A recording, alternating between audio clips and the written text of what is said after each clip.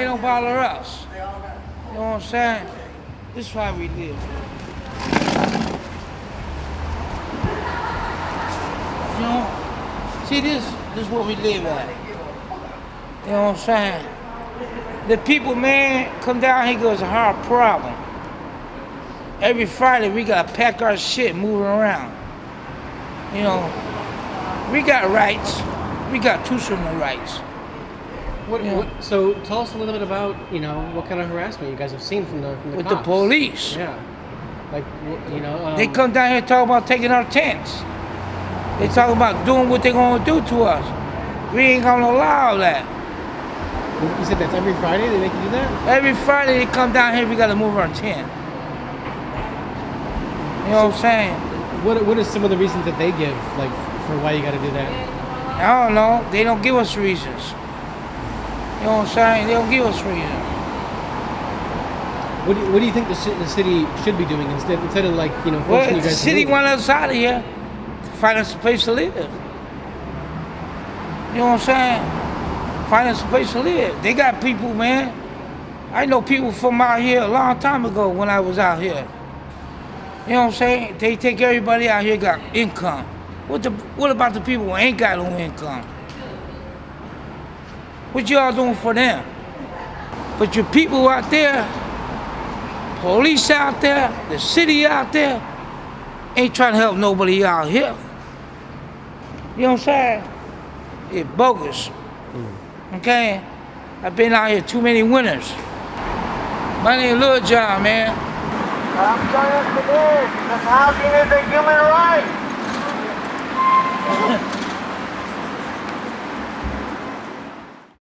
We're out here today because the city has conducted a relentless campaign of harassment against the homeless, illegally confiscating people's property, as was shown in a court case here where the courts just recently upheld the Illinois Homeless Bill of Rights when police tried to take away their personal property.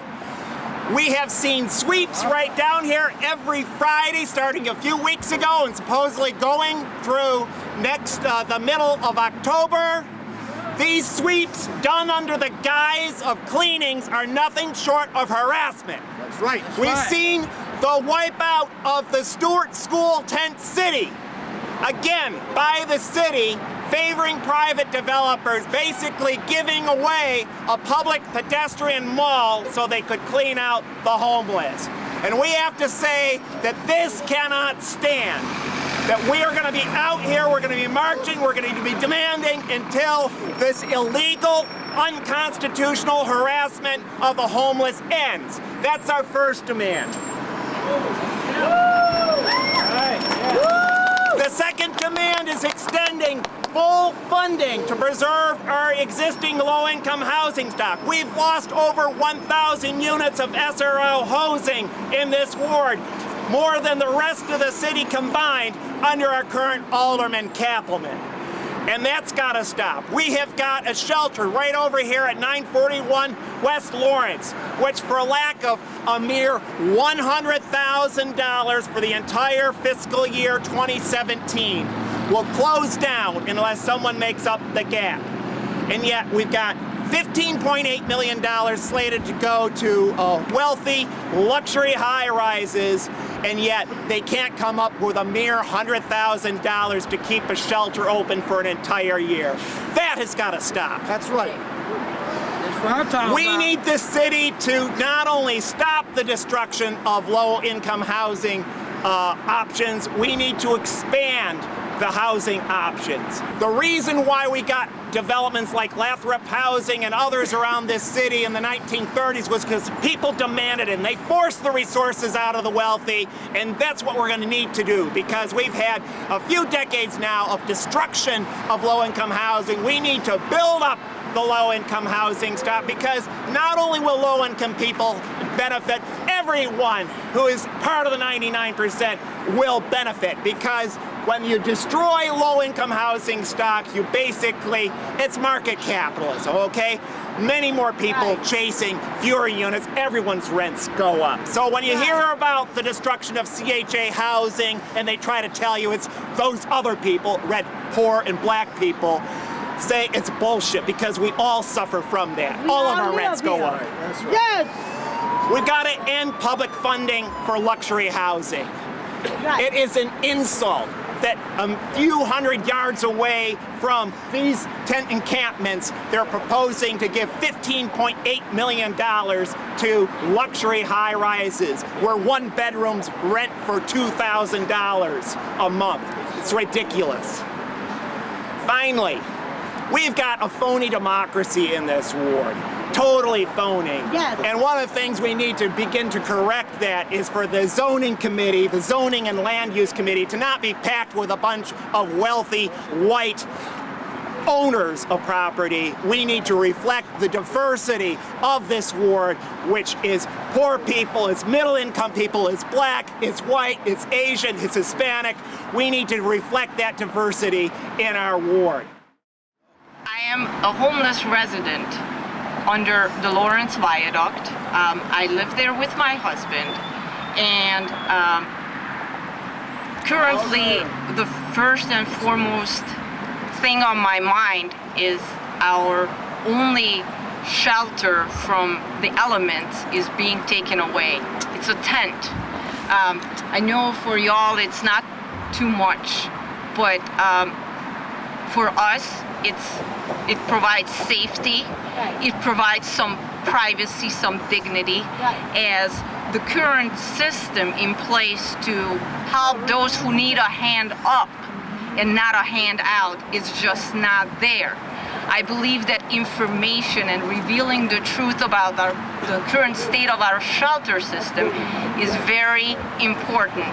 And I believe information is key to shedding light to the city's spending their true intentions, not harassment and chasing the homeless people away essentially to another completely undeveloped, overstressed area of the city, just so they can say the problem has been solved. The real solutions need to be in place. There needs to be an evaluation of who are the homeless, and I believe and I still hope for a mutually beneficial resolution to this situation that is not just for me, but for many of the residents under these viaducts is absolutely necessary. We're talking about a life and death kind of situations without tents. So I'm here to support the effort to raise money for the tents and to just further this very complex issue. Thank you. Before I left out to come here, I saw an announcement that was made by CTU, the Chicago Teachers Union, that Rahm Emanuel is firing 250 more teaching professionals today. That ain't right. Last week, he made the announcement that he was hiring 1,000 more police. Continually, we see that the city mysteriously doesn't have money when it comes to the things that people actually need to survive. Somehow, they don't have money for the $100,000 necessary to keep the shelter open, but they found $15 million to build a luxury high-rise. Somehow, they don't have money to keep our schools open, but they have money to hire 1,000 more police officers. This is a political problem. This is not a financial problem. When they say they don't have money, they are lying. That's right. And so I'm glad to be here. I'm glad to stand here with you all because we have taken it for so long without rising up, and now we are at a moment in our history in this city and in this country where people are saying no more. Within the last 5 days, 9 black men and boys have been killed by police departments across this country. This is what our tax money is going toward. It's not going toward housing. It's not going toward education. It's not going toward healthcare centers. It's not going toward mental health care centers, but it's going to increased weaponry and increased militarization of police forces all across this country. Chicago spends over 40% of its budget on policing. How much does it spend on shelters? Nothing. You got any other jokes? Nothing. Almost nothing. Do you know that in one day, and Andy can correct me if I'm wrong, but in one day, CPD is given $4 million, which exceeds the annual budget that the city allots for shelters in the entire year. That's not right. In one day, CPD gets $4 million to murder and harass and torture our communities. This must end. This has to end, and we will keep fighting until we force the change that we need to see in order for our lives to prevail and in order for our lives to actually matter. Because right now they don't. Right now, Black lives don't matter in this country or in this city. Right now, working class people's lives don't matter in this city or in this country. Right now, homeless people's lives do not matter. They are disposable to this administration. And we will not allow this to continue. We will continue rising up, continue marching, and continue forcing these corrupt politicians out of office until we are able to implement true systems of justice. I think we have quite the contrast with what's going on over there at the empty Cuneo Hospital and what's happening over here. On the one hand, the city is taking things away from people who need the most. And on the other hand, they're giving $15.8 million to people who need the least. Wow. The rich are getting richer, we're all getting poorer. There's a transit district where developers are getting tax breaks for building new upscale housing. We see time after time TIF money being used on upscale projects that raise the cost of living in communities, not lower it. And meanwhile, we have a homeless shelter, Andy brought it up, that only needs $100,000 to stay open. Northside Supportive Services have pleaded with the city, pleading with DFSS, if you can give us just $100,000, that will keep our shelter open. Well, what's the holdup? They spend that much alone on the cleanings every single week to throw people's items away and to push out the homeless. They spend more on that than they could on keeping a shelter open and keeping more people off of the streets. Right. Our alderman spends more money on flower planters than he does on keeping homeless shelters open. There's something wrong with that. Yeah. Now, when people turn on TV and they hear Donald Trump, I want you to remember that Donald Trump is not an exception to the real estate industry. Racism, class hatred, disrespect to working class people are all endemic in real estate developments that seek to push out low-income communities. You only have to listen to Cappleman's donors talk for 5 minutes to know that they are a pack of bigots that hate poor people, hate homeless people, hate black people, hate working class people when they stand up and defy their authority in society. So that's what we're doing here. They want to take people's items. They want to take people's tents. They want to give money to luxury housing developers. Well, we're going to take this fight to Alderman Cappleman's office. We are going to set up a picket line outside of his office. We're going to set up tents in front of his office, and we're going to fight back. Uptown for everyone! Uptown for everyone! Uptown for everyone! Housing is a human right. We get that right. We understand that, right? Food, shelter, clothing, these are essential for us to survive. Now, this city talks about crime. We've had over 500 killings in this city, right? But it never talks about the causes. It never talks about how it comes out of poverty, how it comes out of a desperation, how when you close 50 schools and over 6 mental health clinics, how you take away resources from our communities. Now, I've had the opportunity to work with young people coming in and out of shelters. And the one thing I can say is the little resources that they do have, they're getting services around therapy.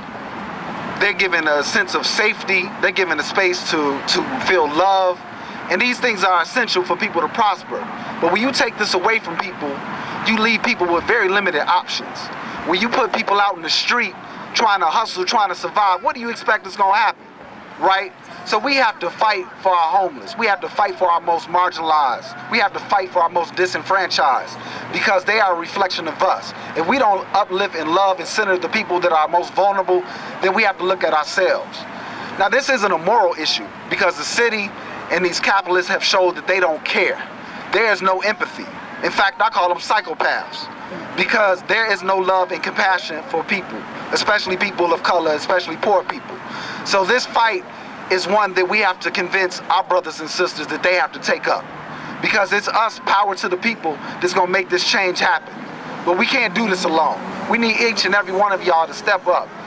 We go to work, we do things, we take care of our friends and families, but we have to say we have a bigger community we have to take care of because our people are hurting right now. And when you kick a person while they're down, you leave them no choice to fight back. How the hell are you taking tents away from people? How the hell are you pushing them out when you already took away homeless shelters? That just doesn't make any sense. To me, it's an all-out war against poor people. It's happening all across this country, and they get mad when cities burn down. Well, what the hell you expect people to do? How you expect them to react? That's right. So let's march, let's stand up, and let's keep the pressure up. Don't let this go away. It is too much going on, too much at stake. We gotta stay together. I love y'all. We love you.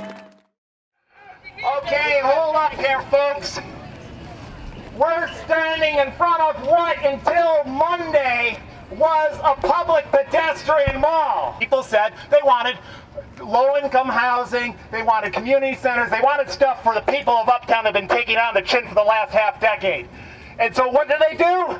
They sold it to a private developer after wasting all sorts of your money on these public meetings that turned out to be just crap.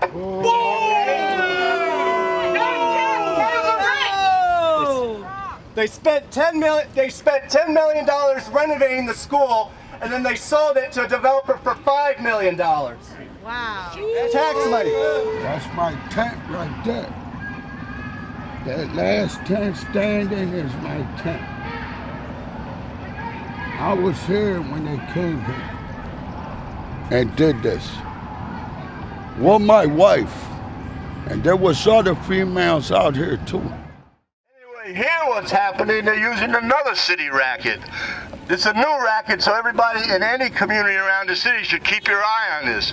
It's called transit-oriented development. Okay, so we all know that climate change, well, everybody except for Trump knows that climate change is a problem, right? Yeah. So, but the racket that they're using is they're saying that if you build a building and you have less parking spaces in it, we'll give you tax credits and subsidies, right?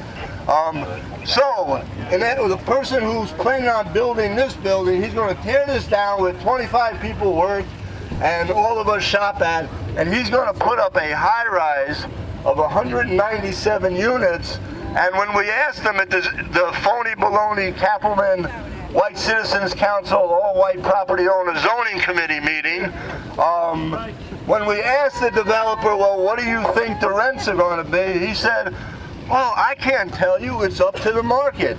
So I would speculate that it's going to be even more here than it is over there, which is over $2,000 a month for one bedroom. We can stop this. The power of the people can stop this. We know. We have a community that for half a century now has fought gentrification up here. And that's why we're still all here and fighting for this. So let's march over to our esteemed alderman's office and tell him that Uptown is not for sale, that Uptown's for everyone, and that housing is a human right, not just for the rich and white. Housing is a human right, not just for the rich and white. Housing is a human right, not just for the rich and white. Housing is a human right, not just for the rich and white. Housing is a human right, not just for the rich and white. Not everybody. Housing is a human right, not just for the rich and white. Housing is a human right. We can go one at a time. One at a time. Housing is a human right, not just for the rich and white. Housing is a human right, not just for the rich and white. Housing is a human right, not just for the rich and white. Housing is a human right, not just for the rich and white. Housing is a human right, not just for the rich and white. Alderman Cappleman, our first demand is to stop city harassment of the homeless, much of which is patently illegal and unconstitutional. Our second demand is to extend full funding to preserve all existing affordable housing, including Northside Housing Supportive Services Shelter, located at 941 West Lawrence, slated to close down just before Christmas due to the state budget mess. Yeah. Keeping the shelters open would cost a small fraction of what other area subsidies to the wealthy cost. 3, implement large-scale new funding to institute a housing-first strategy for the homeless. Our cities, other cities have shown that such a strategy not only lessens homelessness, but has huge cost savings over the city's present policy of harassment and neglect. Projects expanding affordable housing to low-income residents should be given priority to city funding. And just so we're clear about what affordable for low-income residents is, we're talking about housing that's affordable to the 90% of families, 90% of the families that send their children to public schools around here, which are families of 4 that make $30,000 or less a year. And that's why we need to fight for 15 and get more money for everybody. That's right. That's right. We want to end public funding for luxury housing. Any new development that requires public assistance, including zoning or easement changes, must require that 1/3, 33% of the units be affordable to low-income residents. We demand that the already approved JDL buildings on the Maryville site must have at least 20% affordable units. That's why the ARO ordinance was written, not so that developers can buy out and have all white upper income. 5, your zoning and land use committee must be inclusive of representatives of all buildings and organizations and make up the 46th ward, which currently it is not. The current composition is heavily made up of representatives of high income property owners, and we need to abolish that and replace it by one that is truly representative of the racial, ethnic, and economic diversity of our ward, which we've fought for half a century to get and to preserve. Number 4, end public funding for luxury housing. Any new development that requires public assistance, including zoning easement change, must require that 33% of the units be affordable to low-income residents. No, I won't go with that. Number 5, the Zoning and Land Use Committee must be inclusive of representatives of all buildings and organizations that make up the 46th ward. The Zoning Land Use Committee will remain the same as it is. It will remain the same? It will remain the same. Where are we going to go, Sergeant? Where they gonna go? We don't know. Where they gonna go? We see PD. So just to be clear, It's a bunch of broken promises. But we waited one whole summer. It's wintertime. We got to go somewhere. We don't want to fight with anybody. We just want everything everybody else got. A bathroom, a sink. $194 is not going to help us. That's right. It's not going to help us. And residential and working class is talking about us like we're not human. We're not savages. But what about that? The brink of the winter. What are they going to do when they're frustrated and they're drunk and they're running the streets and they don't know what to do? Hey! Ho, ho!